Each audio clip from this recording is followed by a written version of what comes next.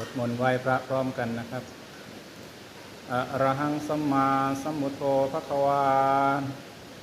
พุทธังภคะวันตังอภิวาเทมิสวากขาโตภควตาธัมโมธัมมังนัมสสามิสุปฏิปันโนภะคะวะโตสาวกสังโฆสังฆังนะมามิสัพเพสัตตาสัทธา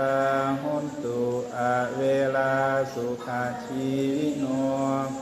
ขอให้สัตว์ทั้งหลายอย่าได้มีเวรแก่กันและกันเลยจงเป็นผู้ดำรงชีพอยู่เป็นสุขทุกข์เมื่อเถิดกาตังปุญญังพลังไมหังสัพเพภาคีพวันตุเตขอให้สัตว์ทั้งหลายจงได้เสวยผลบุญที่ข้าพระเจ้าได้บำเพ็ญด้วยกายวาจาใจแล้วนั่นเถิด